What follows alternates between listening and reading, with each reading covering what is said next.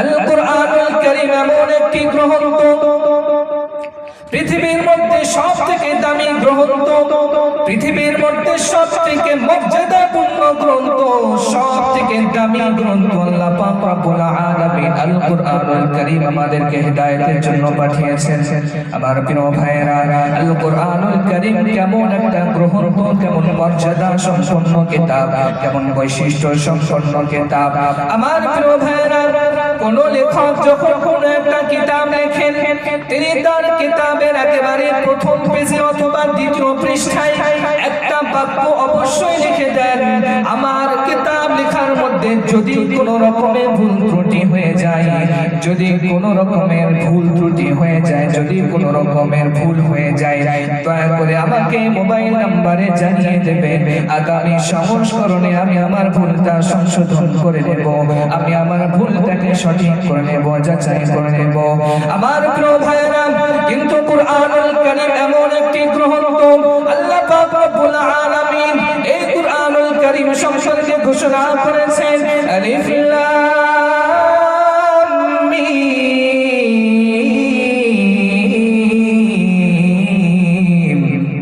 যালিকাল কিতাবু লা রাইবা ফীহি। কুরআনুল কারীম এমন একটি গ্রন্থ, সন্দেহ তো দূরের কথা, সন্দেহের কোনো অবকাশই নাই, সন্দেহ তো দূরের কথা, সন্দেহের কোনো অবকাশই নাই। আমার প্রিয় ভাইরা, আল কুরআনুল কারীম বিশ্ব নবী মুহাম্মদুর রাসূলুল্লাহ সাল্লাল্লাহু আলাইহি ওয়াসাল্লামের উপরে এমন একটা সময় অবতীর্ণ হয়েছিল, এমন একটা সময় নাযিল হয়েছিল, যে সময়ে মানুষরা ছিল আরবি ভাষায় অত্যন্ত পারদর্শী, আরবি ভাষায় অত্যন্ত পণ্ডিত তাদের ছিল, আরবি ভাষায় অত্যন্ত দক্ষ তারা ছিল। বড় বড় আরবি সাহিত্যিক ছিল তারা, বড় বড় আরবি কবি ছিল তারা, এত সুন্দর আরবি তারা বলতে পারত। আমরা যেমন একজন আরেকজনের সঙ্গে কথাবার্তা বলি, এই কথাবার্তা যখনই তারা বলতো, তাদের কথাবার্তাটাই বড় বড় উচ্চাঙ্গের আরবি সাহিত্যে পরিণত হয়ে যেত, বড় বড় আরবি কবিতায় পরিণত হয়ে যেত। তারা বেগমান বাতাসের থেকেও দ্রুত গতিতে কবিতা রচনা করতে পারত। আমার প্রিয় ভাইরা, আল্লাহ রাসূল সাল্লাল্লাহু আলাইহি ওয়াসাল্লামের উপরে পবিত্র আল কুরআনুল কারীম এমন একটা সময় অবতীর্ণ হয়েছিল, যে সময় মানুষ আরবি ভাষা অত্যন্ত দক্ষতা অর্জন করেছিল। আমার প্রিয় ভাইরা, আল্লাহ পাক রব্বুল আলামিনের হাবিবের উপরে কুরআনুল কারীম যখন অবতীর্ণ হলো, আল্লাহ রাসূল যখন তাওহীদের বাণীকে, একাত্মবাদের বাণীকে মানুষের মাঝে পৌঁছে দিতে লাগলেন, মানুষের মাঝে ছড়িয়ে দিতে লাগলেন, তখন কাফেররা রাসূলকে উপহাস করতে লাগলো, ঠাট্টা করতে লাগলো। কাফেররা আল্লাহর রাসূলকে ঠাট্টা করতে লাগলো, উপহাস করতে লাগলো। মুহাম্মদ নিজে নিজে আরবি কবিতা বানিয়ে, আরবি সেন্টেন্স বানিয়ে, আরবি বাক্য বানিয়ে আমাদের মাঝে প্রচার করছে এবং নিজেকে নবী বলে দাবি করছে। এক আল্লাহর ইবাদত করতে হবে, নতুন একটা ধর্ম ইসলামকে মানতে হবে, এই প্রচার আমাদের মাঝে করে যাচ্ছে। নিজে নিজে আরবি, নিজে নিজে বাক্য তৈরি করে আমাদের মাঝে প্রচার করে যাচ্ছে। অর্থাৎ কাফেররা বলতে যাচ্ছে আল কুরআনুল কারীম এটা ঐশী বাণী নয়, আল্লাহ প্রদত্ত বাণী নয়, এটা মুহাম্মাদের নিজ রচিত কাব্য, নিজ রচিত বাক্য। আমার প্রিয় ভাইরা, আল্লাহ পাক রব্বুল আলামিন যখন কাফেরদের সম্মুখ থেকে, কাফেরদের থেকে এমন কথা শুনলেন যে কুরআনুল কারীম আমার মুহাম্মাদের নিজ রচিত, তারা বলছে, আল্লাহ পাক রব্বুল আলামিন তাদের চ্যালেঞ্জ করে জানিয়ে দিলেন, ওয়া ইন কুনতুম ফি রাইবিন মিম্মা নাযালনা আলা আবদিনা ফাতু বিসূরাতিন মিন আল্লাহ পাক রব্বুল আলামিন জানিয়ে দিলেন, কাফেররা কি বলে, অবিশ্বাসীরা কি ধারণা করে আমার নবী মুহাম্মদুর রাসূলুল্লাহ সাল্লাল্লাহু আলাইহি ওয়াসাল্লাম নিজে বানিয়ে বানিয়ে কুরআনুল কারীম তৈরি করে কাফেরদের মাঝে প্রচার করছে, কাফেরদের মাঝে প্রচার করছে। যদি তারা এই ধারণা রাখে, তাহলে আমি আল্লাহ চ্যালেঞ্জ দিলাম, আমার কুরআনুল কারীমের সামান্য একটা সূরা নয়, ছোট্ট একটা আয়াতের নকল করে দেখা, ছোট্ট একটা আয়াতের অনুরূপ কোন আয়াত তৈরি করে দেখা। আল্লাহ পাক রব্বুল আলামিন চ্যালেঞ্জ করলেন, ওয়া ইন কুনতুম ফি রাইবিন মিম্মা নাযালনা আলা আবদিনা ফাতু বিসূরাতিন মিন মিসলিহি। যদি তোমাদের এই ধারণা হয় যে মুহাম্মাদুর রাসূলুল্লাহ নিজে বানিয়ে নিজে তৈরি করে কুরআনুল কারীম তোমাদের মাঝে প্রচার করছে, এই ধারণা যদি তোমাদের মাঝে তৈরি হয়, তাহলে আমি তোমাদেরকে চ্যালেঞ্জ দিলাম, আমার গোটা কুরআনুল কারীমের কোনো অনুরূপ করার দরকার নাই, নকল করার দরকার নাই, ছোট্ট একটা সূরা নকল করে দেখাও, ছোট্ট একটা আয়াতের অনুরূপ কোনো আয়াত তৈরি করে দেখাও। আল্লাহ পাক চ্যালেঞ্জ ছুড়ে দিলেন। আমার প্রিয় ভাইরা, কুরআনুল কারীমের সবথেকে ছোট সূরা সূরাতুল কাউসার আমরা সকলেই জানি। ইন্না আ'তাইনাকাল কাউসার ফাসাল্লি লিরাব্বিকা ওয়ানহার ইন্না শানিআকা হুয়াল আবতার। এই ছোট্ট সূরাটি সাহাবাদেরকে আল্লাহ রাসূল সাল্লাল্লাহু আলাইহি ওয়াসাল্লাম একটা কাগজের উপরে লিখে দিলেন, একটা কাগজের উপরে লিখে কাবা বাইতুল্লাহর দেওয়ালে একটা সেটে দেওয়া হলো এবং লিখে চ্যালেঞ্জ দেওয়া হলো, যারা বলে এই আয়াতগুলো নাকি মুহাম্মদ সাল্লাল্লাহু আলাইহি ওয়াসাল্লামের নিজে রচিত, তারা যদি চ্যালেঞ্জের মোকাবেলা করতে চায় তাহলে এই ছোট্ট তিনটি আয়াতের অনুরূপ কোন আয়াত তৈরি করে দেখা। আল্লাহ রাসূল আল্লাহ পাক রব্বুল আলামিনের কথাতে চ্যালেঞ্জ ছুড়ে দিলেন যে এই ছোট্ট তিনটি আয়াতের অনুরূপ কোন আয়াত তারা তৈরি করে দেখা। আবার প্রিয় ভাইরা, এক মাস যাবত কাবা বাইতুল্লাহর দেওয়ালে, এক মাস যাবত কুরআনুল কারীমের সবথেকে ক্ষুদ্র থেকে ক্ষুদ্র সূরাটি এক মাস যাবত সেটাকে সাজানো ছিল, লাগানো ছিল। প্রতিদিন হাজারো দার্শনিক, হাজারো বড় বড় সাহিত্যিক তারা এসে কলম কাগজ নিয়ে এসে ফিরে যেত না, এ বাক্যের অনুরূপ কোন বাক্য আমাদের দ্বারা তৈরি করা সম্ভব নয়। আমার প্রিয় ভাইরা, এক মাস পার হয়ে গেল, শেষ পর্যন্ত আরব দেশের সব থেকে শ্রেষ্ঠ কবি, আরব দেশের অন্যতম বড় সাহিত্যিক কবি লাবিব তিনি ঘোষণা করলেন, ইন্না আ'তাইনাকাল কাউসার লাইসা হাদা কালামুল বাশার, ইন্না আ'তাইনাকাল কাউসার, এটা কোন মানব রচিত কোন বাক্য হতে পারে না, এটা মানবের রচিত কোন সেন্টেন্স হতে পারে না, এটা আল্লাহ পাক রব্বুল আলামিনের পক্ষ থেকে পাঠানো কোন গ্রন্থ, জেনে বলা যাবে না সুবহানাল্লাহ। এটাই হচ্ছে কুরআনুল কারীম। কুরআনুল কারীমের এত মর্যাদা আল্লাহ পাক রব্বুল আলামিন দিয়েছেন, এত বৈশিষ্ট্য আল্লাহ পাক রব্বুল আলামিন দিয়েছেন বলে শেষ করা যাবে না। কুরআনুল কারীমের একটা অন্যতম বৈশিষ্ট্য হচ্ছে পৃথিবীর বুকে সবথেকে বেশি যে গ্রন্থকে পাঠ করা হয়, যে গ্রন্থকে সবথেকে বেশি পড়া হয়, সেটা হচ্ছে আল কুরআনুল কারীম। পৃথিবীর বুকে সবথেকে বেশি মুদ্রিত আল কুরআনুল কারীম, পৃথিবীর বুকে সবথেকে বেশি বিকৃত আল কুরআনুল কারীম, পৃথিবীর বুকে সবথেকে বেশি শ্রবণকৃত গ্রন্থ আল কুরআনুল কারীম, পৃথিবীর বুকে সবথেকে বেশি সম্মানীয়, সবথেকে বেশি মর্যাদাপূর্ণ আল কুরআনুল কারীম। সবথেকে বেশি অত্যাধিক পরিমাণে কুরআনুল কারীমের তিলাওয়াত করা হয়। আপনারা জানলে অবাক হয়ে যাবেন যে শুধু বেশি নয়, 24 ঘন্টার মধ্যে প্রত্যেকটি সেকেন্ডে, প্রত্যেকটি সেকেন্ড, প্রত্যেকটি মিনিট কুরআনুল কারীমের তিলাওয়াত করা হয়। 24 ঘন্টার মধ্যে এমন কোন সেকেন্ড নাই যে সেই সময়টাতে কুরআনুল কারীমের তিলাওয়াত করা হয় না। জোরে বলা যাবে না সুবহানাল্লাহ। শুনলে মনে হবে আবেগী কথা, কিভাবে সম্ভব? একটা গ্রন্থ 24 ঘন্টা এনি টাইম কিভাবে তিলাওয়াত করা যায়? হয় তিলাওয়াত। এটা আমার আপনার কথা নয়, বৈজ্ঞানিকরা তারা তাদের বিজ্ঞানকে এটা আজকে এর বাস্তবতা স্বীকার করেছে। আমার প্রিয় ভাইয়েরা, আজকে এখন মাহফিল বাজে 8:48, 9টা বাজে। পৃথিবীর সমস্ত জায়গায়, সমস্ত দেশে কি এই সেম টাইম?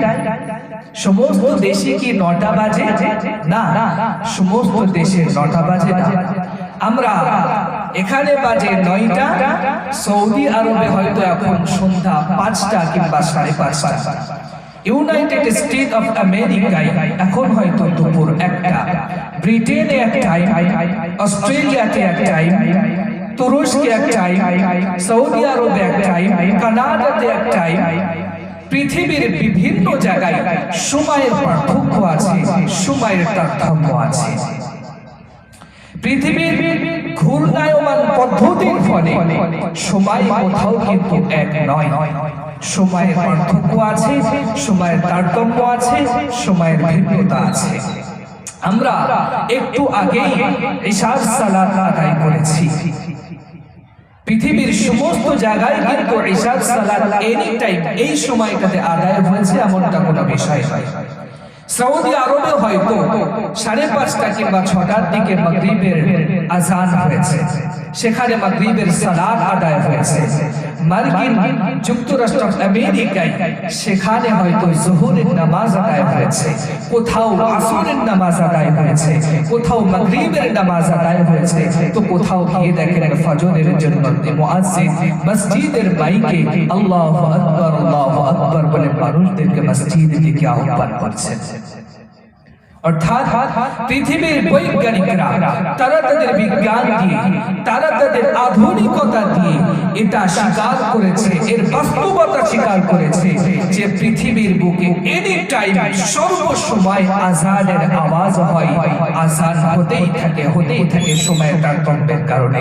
একটু জোরে বলে সুবহানাল্লাহ।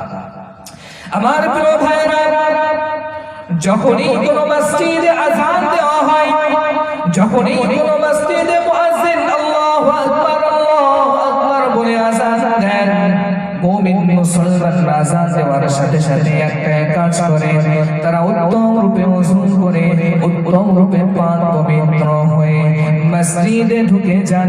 মসজিদে ঢুকে গিয়ে জামাতের সাথে সমবেত হয়ে কাতারবন্দি হয়ে তারা নামাজে রত হয়ে যান। তাই তো নাকি? এটাই তো হয়। মসজিদে মুয়াজ্জিন আযান দেন আর মুসল্লিরা ওযু করে উত্তম রূপে পাক ও পবিত্র হয়ে মসজিদে ধাবিত হন, জামাতের সাথে মসজিদে তিনি নামাজ আদায় করেন। আযান একটা আহ্বান, এই আহ্বানে সাড়া দেওয়ার 2টা পদ্ধতি আছে। 2টা পদ্ধতি আছে, আলোচনা একটু ভিন্ন দিকে যেতে পারে, আমি তো বলে দিই। আযানের সাড়া দেওয়ার 2টা পদ্ধতি আছে। আযানের জবাব দেওয়া, আযান হচ্ছে প্রশ্ন, মানুষকে ডাকা হয়, এর উত্তর দেওয়ার 2টা পদ্ধতি আছে। একটা উত্তর ছোট, একটা উত্তর বড়। ছোট উত্তর হচ্ছে আল্লাহ রাসূল সাল্লাল্লাহু আলাইহি ওয়াসাল্লাম আমাদেরকে শিখিয়েছেন, যখনই মসজিদের মাইকে মুয়াজ্জিন আল্লাহু আকবার বলবে, যাদের কানে মাইকে আওয়াজে মুয়াজ্জিনের আযানের আওয়াজ পৌঁছাবে, প্রত্যেকেই মুয়াজ্জিনের আল্লাহু আকবার বলার পরে প্রত্যেকেই বলবে আল্লাহু আকবার। আশহাদু আল্লা ইলাহা ইল্লাল্লাহ মুয়াজ্জিন যখন বলবেন, যাদের কানে মাইকে, মসজিদের মাইকে যাদের কানে মুয়াজ্জিনের আযান যাচ্ছে, সেও বলবে আশহাদু আল্লা ইলাহা ইল্লাল্লাহ। মুয়াজ্জিন যখন বলবেন আশহাদু আন্না মুহাম্মাদুর রাসূলুল্লাহ, তখন মুসল্লিও বলবেন আশহাদু আন্না মুহাম্মাদুর রাসূলুল্লাহ। যখন হাইয়া আলাস সালাহ বলবেন, হাইয়া আলাল ফালাহ বলবেন, এই জায়গাটাতে এই শব্দটা না বলে আল্লাহ রাসূল শিখিয়েছেন তোমরা পড়বে লা হাওলা ওয়ালা কুওয়াতা ইল্লা বিল্লাহ। তারপরে আল্লাহু আকবার বলবে, এটা আল্লাহু আকবার বলতে হবে, লা ইলাহা ইল্লাল্লাহ এটাও বলতে হবে, আমাদেরকেও এটা বলতে হবে। এটা হলো ছোট জবাব। আযানের গুরুত্বপূর্ণ সবথেকে বড় জবাব হচ্ছে উত্তম রূপে ওযু করতে হবে। আল্লাহ আপনাকে ডেকেছেন, নামাজের সময় হয়েছে, এতদিন এতক্ষণ তো দুনিয়ার বিভিন্ন কাজে ব্যস্ত ছিলে, এখন ব্যস্ততা কমিয়ে রবের হুকুমে সাড়া দাও। এটাই হচ্ছে আযানের সবথেকে বড় জবাব। মসজিদে এসো, নামাজে রত হও, রবের দরবারে সিজদা দাও, দেখবে দুনিয়ার সমস্ত টেনশন ভুলে যাবে। দুনিয়ার সমস্ত টেনশন ভুলে গিয়ে রবের হুকুম আহকামকে পালন করার প্রতি মনটা সজাগ হবে। আমার প্রিয় ভাইরা, যখন মুআজ্জিন মসজিদের মাইকে আযান দেন, মুমিন মুসলমানরা উত্তম রূপে ওযু করে, উত্তম রূপে পাক পবিত্র হয়ে তারা মসজিদে ধাবিত হয়ে যান। আর মসজিদে নামাজে যখন রত হয়ে যান, আমার প্রিয় ভাইরা, মুমিন মুসলমানরা একটাই গ্রন্থ থেকে তেলাওয়াত করেন, একটাই গ্রন্থ থেকে মুমিন মুসলমানরা তেলাওয়াত করেন। সেই কিতাবটার নাম হচ্ছে আল কুরআনুল কারীম। নাকি অন্য কোন কিতাব থেকে তিলাওয়াত করা হয় নামাজে? শুনেছেন? কখনো তিলাওয়াত করা হয় না। আমার প্রিয় ভাইরা, তাহলে থেকে এটা স্পষ্ট ভাবে বোঝা যায়, যখনই কখনো পৃথিবীর বুকে আযান হয়, আযান হওয়ার সাথে সাথে মুমিনরা উত্তম রূপে ওযু করে নামাজে দাঁড়িয়ে যায়। আর নামাজে দাঁড়িয়ে একটা মাত্র কিতাব থেকে তেলাওয়াত করে, সেই কিতাবটার নাম হচ্ছে আল কুরআনুল কারীম। অতএব আমরা দাবি করতেই পারি, অতএব আমাদের দাবিটা সত্য যে পৃথিবীর বুকে কুরআনুল কারীম এমন একমাত্র গ্রন্থ যেটা এনি টাইম সর্ব সময় তেলাওয়াত করা হয়। যদি বলা যাবে না সুবহানাল্লাহ, একটু দরুদ পড়ুন, আল্লাহুম্মা সাল্লি আলা সাইয়্যিদিনা মাওলানা মুহাম্মদ।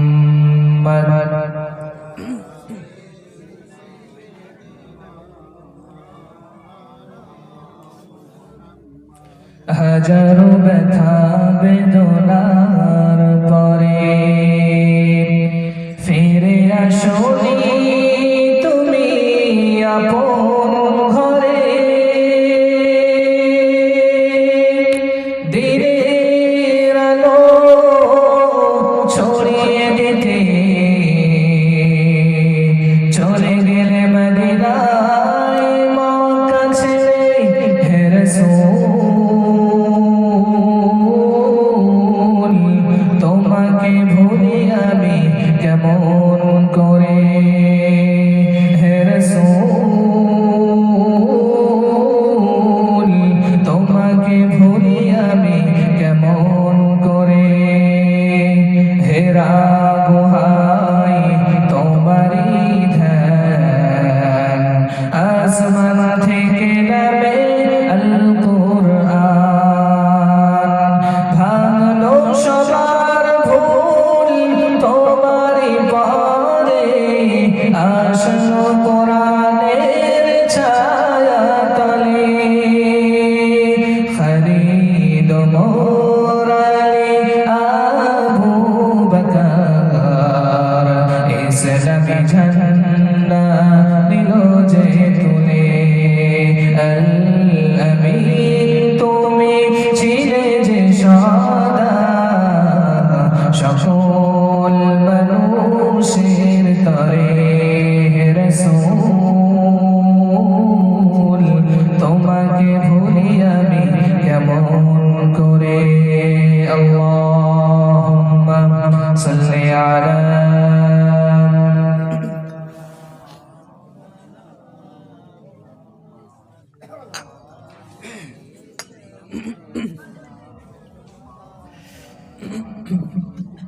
আমার প্রিয় ভাইরা, কুরআনুল কারীমের বৈশিষ্ট্য সমূহের মধ্যে একটা অন্যতম বৈশিষ্ট্য হচ্ছে, আপনি কুরআনুল কারীম যতবারই তেলাওয়াত করুন না কেন, কুরআনুল কারীম যত বেশি শুনুন না কেন, কখনো আপনার মধ্যে বিরক্তি ভাব তৈরি হবে না।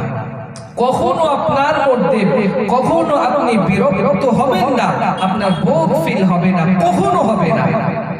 আমার প্রিয় ভাইরা, একটা কথা একটু ঠান্ডা মাথায় চিন্তা করে দেখুন, আমরা যখন মসজিদে যাই 7 বছর বয়স থেকে 12 বছর বয়স থেকে আমরা সকলে মসজিদে যাচ্ছি। মসজিদে গিয়ে 3 ওয়াক্ত ইমাম সাহেবের পিছনে প্রত্যেকটি ওয়াক্তের প্রত্যেকটি রাকাতের প্রথম রাকাতে একটা সূরা সর্বসময় তেলাওয়াত করতে শুনি। সেই তেলাওয়াত সেই সূরাটার নাম হচ্ছে সূরাতুল ফাতিহা। প্রত্যেকটি রাকাতে প্রত্যেকটি ওয়াক্তের প্রত্যেকটি নামাজের প্রত্যেকটি রাকাতে সূরাতুল ফাতিহা তেলাওয়াত শুনি। আজ পর্যন্ত পৃথিবীর কোন মসজিদের কোন ইমাম সাহেবের কাছে এই পর্যন্ত কেউ কি কোনো অভিযোগ করেছে যে ইমাম সাহেব আমি প্রতিদিন নামাজে আসি আর আমি দেখি আপনি শুধুমাত্র সূরাতুল ফাতিহা তেলাওয়াত করেন, আমার ভালো লাগে না, শুনতে ভালো লাগে না, আজকে একটু ভিন্ন সূরা দিয়ে নামাজটা আদায় করেন না, এমনটা কি কোন মসজিদের পৃথিবীর কোন ইমামের কাছে অভিযোগ গেছে? যাই আমার প্রিয় ভাইরা, বরং উল্টো চিত্র দেখা যায়। একটা মানুষ যখন 10 বছর বয়স থেকে নামাজ আদায় করে, 20 বছর বয়স, 30 বছর বয়স, 40 বছর বয়সে আল্লাহ পাক রব্বুল আলামিন যখন তাকে কাবা বাইতুল্লাহ মেহমান বানিয়ে নেন, কাবা বাইতুল্লাহ অতিথি বানিয়ে নেন, যখন সে কাবা বাইতুল্লাহ নামাজ আদায় করে, আল্লাহ পাক রব্বুল আলামিন মক্কার মানুষদেরকে, আরবের মানুষদের কণ্ঠে এত জাদুময় কণ্ঠ দিয়েছেন, এত চমৎকার কণ্ঠ দিয়েছেন। ওই ব্যক্তিটি যখন নামাজে দাঁড়িয়ে যায়, তখন ওই ব্যক্তিটি মানে না বোঝা সত্ত্বেও, কুরআনুল কারীমের আয়াতের অর্থ না বোঝা সত্ত্বেও ওই ব্যক্তিটির চোখ থেকে অজান্তে অশ্রু ফোঁটা ঝরে পড়ে। ঠিক কিনা কথা বলেন আমার প্রিয় ভাইয়েরা? দুইজন ব্যক্তি কাবা বাইতুল্লাহ শরীফের পাশাপাশি নামাজ আদায় করছেন। একজন নামাজের মধ্যে অঝরে কেঁদে গেছে। নামাজের পরে পাশের ব্যক্তিটি জিজ্ঞাসা করছেন, ভাই আপনি কি কোনো বড় আলেম নাকি? আপনি আরবির অর্থ বোঝেন নাকি? আপনি আরবি কুরআনুল কারীমের মানে বোঝেন নাকি? উনি বললেন, ভাই আমি কুরআনুল কারীমের আলিফও পড়তে জানি না, কুরআনুল কারীমের বাও পড়তে জানি না, কিন্তু কুরআনুল কারীমের তিলাওয়াত এত মধুর কণ্ঠে হয়, এত জাদুমাখা কণ্ঠে কুরআনুল কারীমের তিলাওয়াত করা হয় যে মনটা জানি কখন এই চোখ দিয়ে অঝর নয়নে পানিটা বার হয়ে যায়। যারা বলা যাবে না সুবহানাল্লাহ। এটাই হচ্ছে কুরআনুল কারীমের বৈশিষ্ট্য।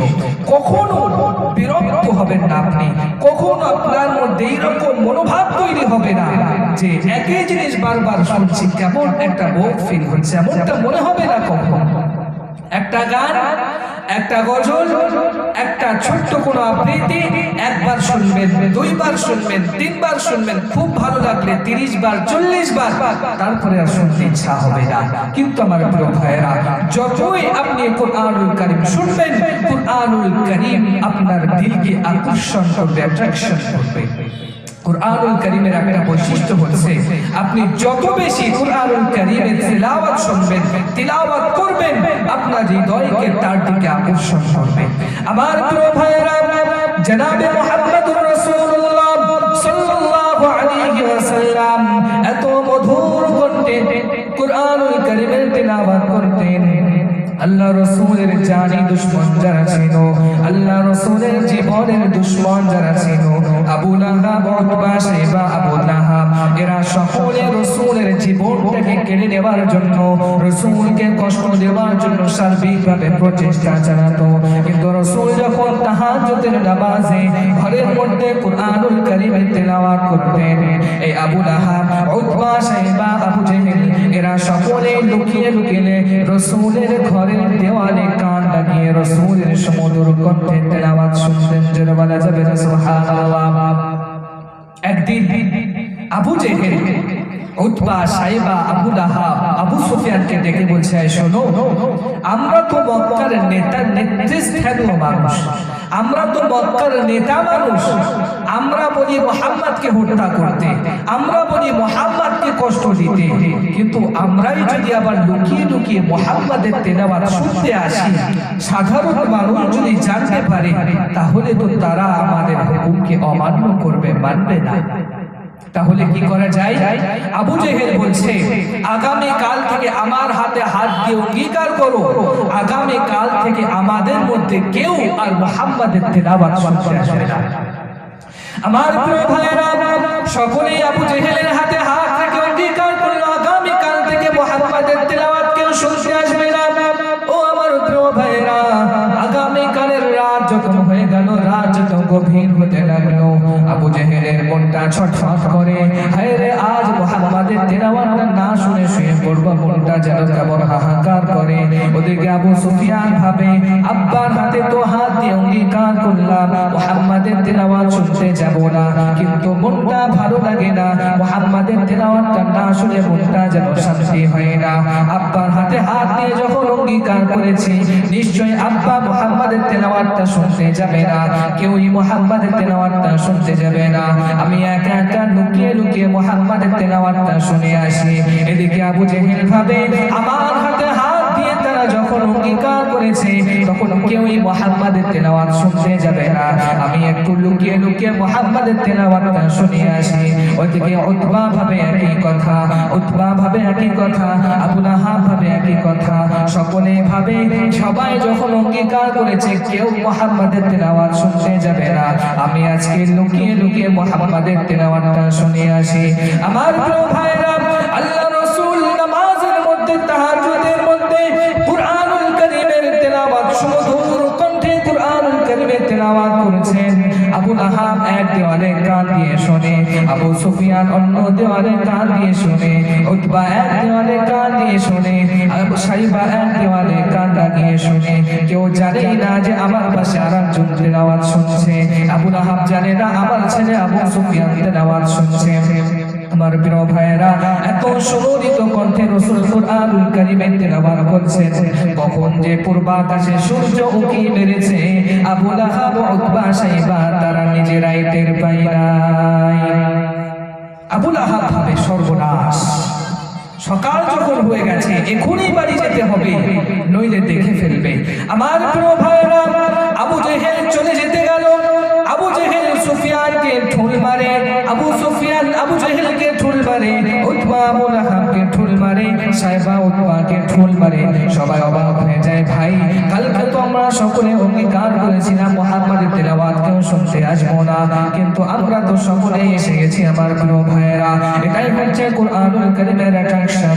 কুরআনুল কারীম যদি কেউ অন্তর লাগিয়ে শুনুক না কেন, যদি সে অমুসলিম হোক না কেন, তার অন্তরে একটা প্রভাব আল্লাহ পাক রব্বুল আলামিন দান করেন। কুরআনুল কারীমের আকর্ষণে হযরত ওমর ফারুক রাদিয়াল্লাহু তাআলা আনহু উলঙ্গ তরবারি নিয়ে রাসূল আরবি মুহাম্মদুর রাসূলুল্লাহ সাল্লাল্লাহু আলাইহি ওয়াসাল্লামের গর্দনটা ওড়াতে যাবে। প্রতিমধ্যে একজন বলে, ভাই ওমর কোথাও যাও, এত হন্তদন্ত হয়ে কোথাও চললে? ওমর বলে, ভাই আজকে আমি মুহাম্মাদের কন্যাটাকে উড়িয়ে ছাড়বো, আজকে আমি মুহাম্মাদের গর্দানটাকে উড়িয়ে ছাড়বো। ওই ব্যক্তিটা একটা নতুন খবর দেয়, বলে, ভাই ওমর তুমি মুহাম্মাদের তেলাওয়াত শুনতে যাচ্ছ, মুহাম্মাদের গর্দানটা ওড়াতে যাচ্ছ, ওটা তো অনেক পরের ব্যাপার, কিন্তু আগে তোমার ফ্যামিলির খবর নিয়ে দেখো, তোমার বোন এবং তোমার দুলাভাই দুজনেই আল্লাহ রাসূলের হাতে হাত দিয়ে ইসলাম ধর্ম গ্রহণ করে নিয়েছে। যদি বলা যাবে না সুবহানাল্লাহ। ওমর ফারুক রাদিয়াল্লাহু তাআলা আনহু রেগে গেলেন, তিনি রেগে গেলেন, আমি মুহাম্মাদের গর্দানটা কাটতে যাচ্ছি, আর আমার ফ্যামিলিতে আমার বোন, আমার দুলাভাই তারা নাকি ইসলাম ধর্ম গ্রহণ করেছে। ওমর ফারুক রাদিয়াল্লাহু তাআলা আনহু ঘোড়ার বাগটা টেনে নিলেন, বোনের বাড়ির দিকে ঘোড়ার বাগটা ঘুরিয়ে নিলেন। বাড়িতে হযরত ফাতিমা বিনতে খাত্তাব রাদিয়াল্লাহু তাআলা আনহু, হযরত সাঈদ রাদিয়াল্লাহু তাআলা আনহু এবং হযরত খাব্বাব রাদিয়াল্লাহু তাআলা আনহু তিনজনে মিলে সূরাতুত তাহা তেলাওয়াত করেছেন। ওমর ফারুক রাদিয়াল্লাহু তাআলা আনহু দরওয়াজায় আওয়াজ করলেন, ভিতর থেকে আওয়াজ আসলো, মান আনতা, কে তুমি? ওমর ফারুক প্রশ্নের উত্তরে বললেন, আনা ওমর ইয়া উখতি, হে আমার বোন, আমি তোমার ভাই ওমর। হযরত খাব্বাব রাদিয়াল্লাহু তাআলা আনহু লুকিয়ে গেলেন। ও আমার প্রিয় ভাইরা, আল্লাহ রাসূল সাল্লাল্লাহু আলাইহি ওয়াসাল্লামের তেলাওয়াত এত সুন্দর ছিল। আমার প্রিয় ভাইরা, ওমর ফারুক রাদিয়াল্লাহু তাআলা আনহুর জন্য ঘরের দরওয়াজাটা খুলে দেওয়া হলো। ভিতরে তিনি সূরাতুত তাহা তেলাওয়াত করছিলেন। বোনকে কোনো কথা জিজ্ঞাসা করলেন না, কোনো কিছু জিজ্ঞাসাবাদ না করে অন্যায়ভাবে অত্যাচার করে তার উপরে মারতে লাগলেন, চড় মারতে লাগলেন। কোনো রকমের জিজ্ঞাসা নয়, কোনো রকমের প্রশ্ন নাই। শেষ পর্যন্ত যখন মারতে ফাতেমা বিনতে খাত্তাব রাদিয়াল্লাহু তাআলা আনহার কানের মাটিটা ফেটে গিয়ে রক্ত বের হতে থাকে, ওমর ফারুক রাদিয়াল্লাহু তাআলা মনে একটু দয়া হলো, মায়া হলো। হাই হাই, আমি আমার বোনটাকে মেরে রক্তাক্ত করে দিলাম, এবারে তো তাকে একটু কিছু জিজ্ঞাসা করে দেখি আমার বোন কি তেলাওয়াত করছিল। ফাতেমাকে জিজ্ঞাসা করছে, ফাতেমা, এমন কি তেলাওয়াত তোমরা করছো? মুহাম্মাদের মধ্যে এমন কি আছে যে মক্কার সমস্ত মানুষ ধীরে ধীরে মুহাম্মাদের ধর্ম গ্রহণ করছে? কি তেলাওয়াত তোমরা করছিলে, আমাকে একটু দেখাতে পারবে? হযরত ফাতেমা বিনতে খাত্তাব রাদিয়াল্লাহু তাআলা আনহু বললেন, ইয়া আখি ইন্নাকা রিজসুন, আপনি অপবিত্র আছেন। লা ইয়ামাসসুহু ইল্লাল মুতাহহারুন, পবিত্র কুরআনুল কারীমকে কোন পবিত্র মানুষ ছাড়া একে স্পর্শ করতে পারে না।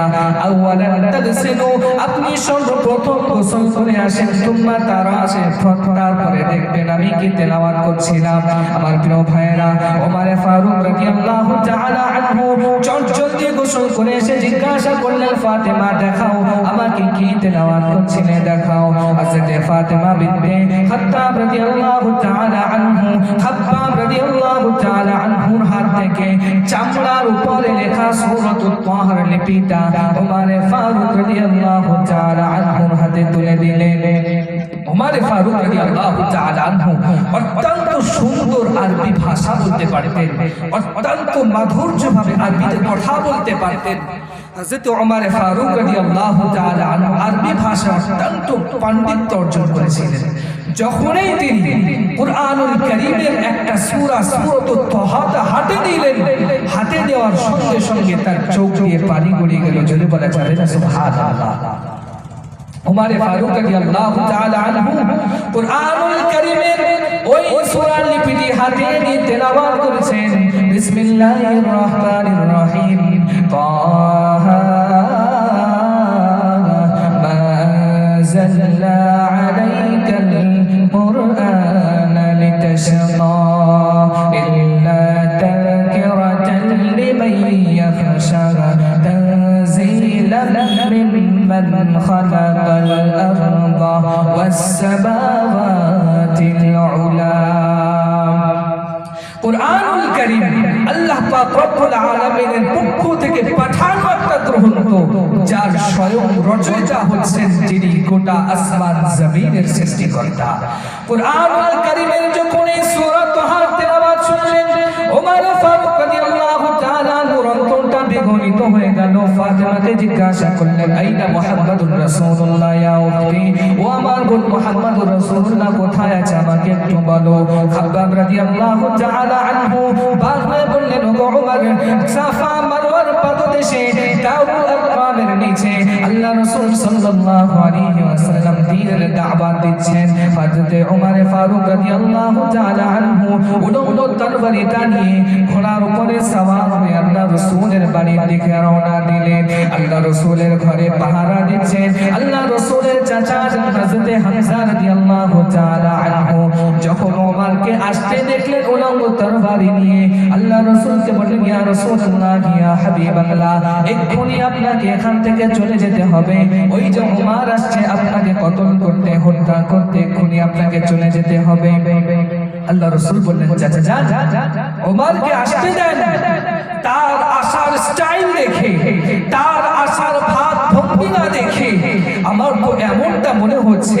আমি গতকাল রাতে যে দুটি দোয়া করেছিলাম ওই দুটি দোয়ার মধ্যে একটা আমার দোয়া আল্লাহ পাক রব্বুল আলামিন কবুল করে নেবেন। আমার চাচা ওমরকে আসতে দেন, বাধা দেন না। আমার প্রিয় ভাইরা, ওমর ফারুক রাদিয়াল্লাহু তাআলা আনহু রাসূলের বাড়ির সামনে এসে উলুলু তরবারিটা ফেলে দিলেন, রাসূলের হাতে হাত দিয়ে বলে দিলেন, আশহাদু আল্লা ইলাহা ইল্লাল্লাহু ওয়া আশহাদু আন্না মুহাম্মাদান আবদুহু ওয়া রাসূলুহু। আমি সাক্ষ্য দিই আল্লাহ পাক রব্বুল আলামিন ব্যতীত কোনো উপাস্য নাই, কোনো ইলাহ নাই, কোনো মাবুদ নাই, এবং মুহাম্মাদুর রাসূলুল্লাহ সাল্লাল্লাহু আলাইহি ওয়াসাল্লাম আল্লাহ পাক রব্বুল আলামিনের পক্ষ থেকে পাঠানো বান্দা এবং রাসূল। ওমর ফারুক রাদিয়াল্লাহু তাআলা আনহু ইসলাম ধর্ম গ্রহণ করে নিলেন। আল্লাহর রাসূল খুশিতে ডগমগ হয়ে গেলেন। রাসূল ওমরকে জড়িয়ে ধরলেন, তাকে বললেন, আহলান ওয়া সাহলান মারহাবান বিকুম। ওমর, ইসলাম ধর্মে তোমাকে স্বাগতম, ইসলাম ধর্মে তোমাকে ওয়েলকাম। আমার প্রিয় ভাইরা, এবারে ওমর ফারুক রাদিয়াল্লাহু তাআলা আনহু আল্লাহর রাসূলকে প্রশ্ন করছেন, ইয়া রাসূলুল্লাহ, ইয়া হাবিবাল্লাহ, আলাসনা আলাল হাক্কি, আমরা কি সত্যর উপরে প্রতিষ্ঠিত নই? আমাদের রব কি সত্য নয়? আমাদের ধর্ম কি সত্য নয়? আপনি কি সত্য রাসূল নন? আল্লাহ রাসূল বলছেন, ওমর, আমার ধর্ম সত্য, আমার রব সত্য, আমি আল্লাহর পক্ষ থেকে পাঠানো রাসূল এটাও সত্য। ওমর ফারুক বলছেন, ইয়া রাসূলুল্লাহ, যখন সবটাই সত্য, সত্য জিনিসটা লুকিয়ে লুকিয়ে প্রচার হতে পারে না। আজ থেকে ইসলাম প্রকাশ্যে প্রচার হবে, আপনার কোনো দ্বিমত আছে? আল্লাহ রাসূল বললেন, ওমর, এখনই মাথা গরম করলে হবে না, আমাদের সংখ্যা কম, আমাদের লোকবল কম, এখনই যদি আমরা মাথা খারাপ করি তাহলে কিন্তু ইসলাম প্রচার প্রসারে আমাদের জন্য অত্যন্ত বাধা বিঘ্নতার সম্মুখীন হতে হবে। ওমর ফারুক রাদিয়াল্লাহু তাআলা বললেন, ইয়া রাসূলুল্লাহ, ইয়া হাবিবাল্লাহ, আপনি শুধু আমাকে অনুমতি দেন, একবার অনুমতি দেন যে ইসলাম প্রকাশ্যে প্রচার হবে, বাকি দায়িত্ব আমার। আমার প্রিয় ভাইরা, ওমর ফারুক রাদিয়াল্লাহু তাআলা আনহুর জজবা দেখে আল্লাহ রাসূল বলেন, ঠিক আছে, আমি অনুমতি দিয়ে দিলাম, তোমার কি করার করে দাও। আমার প্রিয় ভাইরা, হযরত ওমর ফারুক রাদিয়াল্লাহু তাআলা আনহু মাত্র কিছুক্ষণে মুসলমান হয়েছেন। কুরআনুল কারীমের বরকতে আল্লাহ পাক রব্বুল আলামিন তার অন্তরে এমন একটা ঈমানের নূর জ্বালিয়ে দিয়েছেন। ওমর ফারুক রাদিয়াল্লাহু তাআলা আনহু বললেন, ইয়া রাসূলুল্লাহ, ইয়া হাবিবাল্লাহ, আমরা এক্ষুনি দারুল আরকাম থেকে বাইতুল্লাহ পর্যন্ত একটা মিছিল করব। এই মিছিলে শুধুমাত্র আল্লাহু আকবার, আল্লাহু আকবার তাকবীর দিব। তাকবীর কারা দেবে? খোঁজা হলো, খুঁজে খুঁজে মাত্র 11 জন নতুন নতুন মুসলমানকে পাওয়া গেল। 11 জন মুসলমান। এই 11 জন মুসলমানকে নিয়েই ওমর ফারুক রাদিয়াল্লাহু তাআলা আনহু একটা মিছিল করলেন, যে মিছিলে শুধুমাত্র আল্লাহু আকবার তাকবীর দেওয়া হবে। লাইন দিয়ে লাইনের নেতৃত্ব দিচ্ছেন ওমর ফারুক রাদিয়াল্লাহু তাআলা। যখন মিছিল শুরু করবেন, তিনি একটা বিশাল সংক্ষিপ্ত জালালময়ীদের ভাষণ দিলেন। মক্কার সমস্ত কাফিরদের উদ্দেশ্যে তিনি ঘোষণা করলেন, এমন কেউ আছে যে তার মায়ের বুককে খালি করতে চায়? এমন কেউ আছে যে তার স্ত্রীকে বিধবা করতে চায়? এমন কেউ আছে যে তার সন্তানকে এতিম করতে চায়? যদি এমন কারোর করার চিন্তা ভাবনা থাকে, আমি ওমর, আমার নেতৃত্বে মিছিল প্রচারিত হচ্ছে, আগামীতে চলবে, আমার মিছিলটাকে বাধা দিয়ে দেখা। कोई माए का लाल है जो मेरे इस काम को रोक कर दिखा सके। আমার প্রিয় ভাইরা, কারোর শক্তি হয় নাই ওমর ফারুক রাদিয়াল্লাহু তাআলা আনহু মিছিলের মোকাবেলা করবে, তার সামনে গিয়ে কেউ প্রশ্ন তুলবে যে কেন এই মিছিল তৈরি করা হলো, কেন এই মিছিলকে পাঠানো হলো। ওই দিন থেকেই কাবা বাইতুল্লাহ প্রকাশ্যভাবে নামাজ আদায় শুরু হয়েছে। আজও আলহামদুলিল্লাহ তা কিয়ামত নামাজ প্রকাশ্যভাবে জারি থাকবে ইনশাআল্লাহ তাআলা। আমার প্রিয় ভাইয়েরা, ওমর ফারুক রাদিয়াল্লাহু তাআলা আনহু জিরো ব্যক্তি ছিলেন।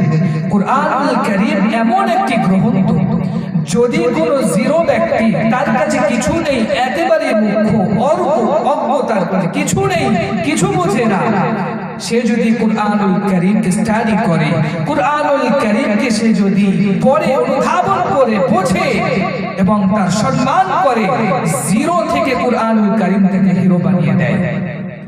আবার যদি কোনো হিরো ব্যক্তি সে যত বড় পয়সাওয়ালা হোক না কেন, যত বড় গদি মিডিয়াওয়ালা হোক না কেন, যত বড় দামি ব্যক্তি হোক না কেন, যত বড়ই হিরো হোক না কেন, কুরআনুল কারীমের অসম্মান যদি কেউ করেছে, ওই হিরো থেকে জিরোতে নিয়ে আসতে আল্লাহ পাক রব্বুল আলামিনের 1 সেকেন্ড টাইম দরকার হয় না। সঠিক কিনা কথা বলেন আমার প্রিয় ভাইরা? তার বাস্তব উদাহরণ হযরত ওমর ইবনে খাত্তাব রাদিয়াল্লাহু তাআলা।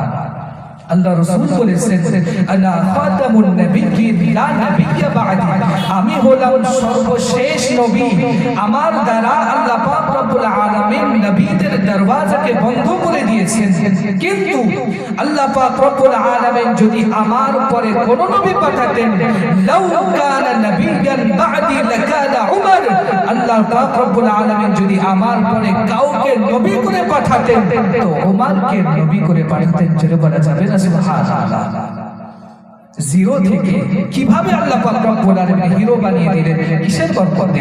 কুরআনুল কারীমের বরকতে। বড় আফসোসের বিষয়, আজ বর্তমান সমসাময়িক সময় আমাদের যুবক তরুণরা কুরআনুল কারীমের জ্ঞান অর্জন করা থেকে তারা পিছিয়ে আছে। তারা মনে করে, অনেকের এই ধারণা আছে যে কুরআনুল কারীম দিয়ে বর্তমান বিজ্ঞানের যুগে, বর্তমান আধুনিকতার যুগে, বর্তমান টেকনোলজির যুগে আমরা কুরআনুল কারীম যেটা 1500 বছরের পুরানো কিতাব, সেই পুরানো কিতাব দিয়ে কিভাবে উন্নত হব, কিভাবে নিজেদেরকে উন্নতি সাধন করব। অনেক শিক্ষিত মানুষ তারা এটা মনে করে। আমার প্রিয় ভাইরা, না, যারা মনে করেন যে কুরআনুল কারীম দিয়ে উন্নত হওয়া যায় না, কুরআনুল কারীমের সঙ্গে বিজ্ঞানের কোনো সম্পর্ক নাই, আমি বলবো, আবেদন করব, কুরআনুল কারীমকে স্টাডি করুন, কুরআনুল কারীমকে পড়ুন। কুরআনুল কারীমটা হচ্ছে বিজ্ঞানময়। আল্লাহ পাক রব্বুল আলামিন ঘোষণা করেছেন, ইয়াসিন ওয়াল কুরআনুল হাকীম, পবিত্র বিজ্ঞানময় কুরআনের শপথ। বিজ্ঞানের সঙ্গে কুরআনের কোনো দ্বন্দ্ব নাই, কুরআনটা পুরোটাই বিজ্ঞানময়। কিন্তু আমাদের মধ্যে অনেকে আছেন, কুরআনুল কারীম দিয়ে আমরা কিভাবে উন্নতি সাধন করব? যারা মনে করেন কুরআনুল কারীমে বিজ্ঞান নয়, নাই, তাদের জন্য আমি সামান্য কয়েকটা উদাহরণ দিই। বর্তমানে যে পৃথিবীতে আমরা বসবাস করছি, আমরা কখনো চিন্তা ভাবনা করি নাই যে পৃথিবীটার সৃষ্টি কিভাবে হবে। বর্তমান বৈজ্ঞানিকরা তারা তাদের বিজ্ঞান তথ্যের আলোকে গোটা বিশ্ববাসীকে জানিয়েছে যে পৃথিবী উৎপত্তি হওয়ার পূর্বে, পৃথিবীর সৃষ্টি হওয়ার পূর্বে আসমান, জমিন, পাহাড়, পর্বত, নক্ষত্র মণ্ডলী, তারকারাজি সবকিছু এক জায়গায় একত্রিত ছিল, জমাট বেঁধেছিল, পুঞ্জীভূত হয়েছিল। কিছুকাল পরে একটা মহা বিস্ফোরণ ঘটানোর পরে সবকিছু সেপারেট হয়ে যায়, আলাদা আলাদা হয়ে যায়। এইটা বর্তমান বৈজ্ঞানিকরা তারা তাদের স্যাটেলাইট, তারা তাদের আধুনিকতা, তারা তাদের টেকনোলজির মাধ্যমে বিশ্ববাসীকে জানিয়েছে আজ থেকে মাত্র 65 বছর আগে, 1965 সালে। কিন্তু আমার প্রিয় ভাইয়েরা, কুরআনুল কারীম এমন একটি কিতাব, যারা বলে কুরআনুল কারীম শিখে কি হবে, কুরআনুল কারীম তো শুধু মোল্লাদের কিতাব, হুজুরদের কিতাব, এটা শিখে কি হবে, তাদের উদ্দেশ্যে আমার কথা। আল্লাহ পাক রব্বুল আলামিন কুরআনুল কারীমে পৃথিবীর সৃষ্টির রহস্য সম্পর্কে আজ থেকে 1500 বছর আগে জানিয়ে দিয়েছেন।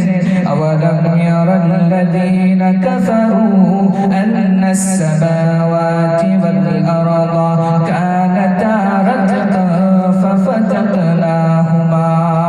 আল্লাহ পাক রব্বুল আলামিন ঘোষণা করেছেন, অবিশ্বাসীরা কি দেখে না, যখন পৃথিবীর সৃষ্টি করা হয়, পৃথিবীর সৃষ্টি করার পূর্বে আসমান জমিন পাহাড় পর্বত নক্ষত্র মণ্ডলী সবকিছু এক জায়গায় সমবেত ছিল, একত্রিত ছিল। এরপরে আমি আল্লাহ পাক রব্বুল আলামিন আমার মহাশক্তিতে মহাশূন্যে একটা মহা বিস্ফোরণ ঘটাই। সেই বিস্ফোরণ ঘটানোর ফলে জমিন আলাদা হয়ে যায়, আসমান সেপারেট হয়ে যায়, তারকারাজি তার স্থলে চলে যায়, নক্ষত্র মণ্ডলী সকলে নিজ নিজ স্থানে চলে যায়। সুবহানাল্লাহ। যে বিজ্ঞান পৃথিবীর উৎপত্তি সম্পর্কে মাত্র 65 বছর আগে আমাদেরকে ধারণা দিয়েছে, আজ থেকে 1500 বছর পূর্বে কুরআনুল কারীম আমাদেরকে জানিয়েছে পৃথিবীর সৃষ্টির রহস্য কি ছিল। 1979 সালে সৌদি আরবের রাজধানী রিয়াদে একটা কনফারেন্স অনুষ্ঠিত হয়। এই কনফারেন্সে প্রধান অতিথি ছিলেন ইউনাইটেড স্টেট অফ আমেরিকার অত্যন্ত বিখ্যাত সায়েন্টিস্ট বালবার। তার সামনে যখন কুরআনুল কারীমের এই আয়াতটা তেলাওয়াত করা হয়, আওয়ালাম ইয়ারাল্লাযীনা কাফারু আন্নাস সামাওয়াতি ওয়াল আরদা কানাতা রাতকান ফাফাতাকনাহুমা, তিনি বললেন এটা কিভাবে সম্ভব? এটা কি গ্রন্থ থেকে তোমরা তেলাওয়াত করছো? যে পৃথিবীর উৎপত্তি সম্পর্কে আমরা গোটা মহাকাশ বৈজ্ঞানিকরা জীবনের সবকিছুকে উৎসর্গ করে দিয়ে আজ থেকে মাত্র কিছু কাল আগে পৃথিবীর উৎপত্তি সম্পর্কে আমরা ধারণা আবিষ্কার করেছি, এমন কি গ্রন্থ থেকে তেলাওয়াত করছো যে গ্রন্থে পৃথিবীর উৎপত্তি সম্পর্কে অত্যন্ত সুস্পষ্টভাবে ধারণা দেওয়া আছে? তাদেরকে বলা হলো, মিয়া এটা মানব রচিত গ্রন্থ নয়, এটা হচ্ছে সেই সৃষ্টিকর্তার গ্রন্থ, যিনি আমাকে আপনাকে পরিচালিত করেছেন, যিনি গোটা বিশ্বকে পরিচালিত করেছেন, যিনি গোটা বিশ্বের পালনকর্তা, তারই গ্রন্থ এটা। সঙ্গে সঙ্গে ঐতিহাস সঙ্গে সঙ্গে সায়েন্টিস্ট বালবার তিনি ইসলাম ধর্ম গ্রহণ করে নিলেন এবং বললেন আগামী জীবন যে গ্রন্থ গোটা বিজ্ঞান সম্পর্কে ধারণা দেয়, সেই গ্রন্থ মুকুট অনুযায়ী আমি আমার জীবনকে পরিচালনা করব, প্রতিষ্ঠিত করব। আমার প্রিয় ভাইরা, আমরা যে হাতের ছাপ ব্যবহার করি, এই হাতের ছাপ সব জায়গায় লাগে। বিবাহে রেজিস্ট্রি করাতে যাবেন, হাতের ছাপের দরকার হবে, আঙুলের ছাপের দরকার হবে। জমি রেজিস্ট্রি করাতে যাবেন, আঙুলের ছাপের দরকার হবে। আপনি পাসপোর্ট বানাতে যাবেন, 10টা আঙুলের ছাপ লাগবে। এই হাতের ছাপ আরবিকে বলা হয় এটাকে বাসমা, ইংরেজিতে ফিঙ্গারপ্রিন্ট, বাংলায় আঙুলের ছাপ। এই ফিঙ্গারপ্রিন্ট সম্পর্কে আমাদের বিজ্ঞানীরা কবে ধারণা পেয়েছে জানেন? 1859 সালে, 49 সালে ব্রিটেনের একজন বিজ্ঞানী, তিনি হিউম্যান লাইফ, মানব জাতির উপরে গবেষণা করতে গিয়ে তিনি দেখলেন যে মানুষের ফিঙ্গারপ্রিন্ট, মানুষের আঙুলের ছাপ কারোর সাথে কারোর ম্যাচ নেই। আছে ম্যাচ?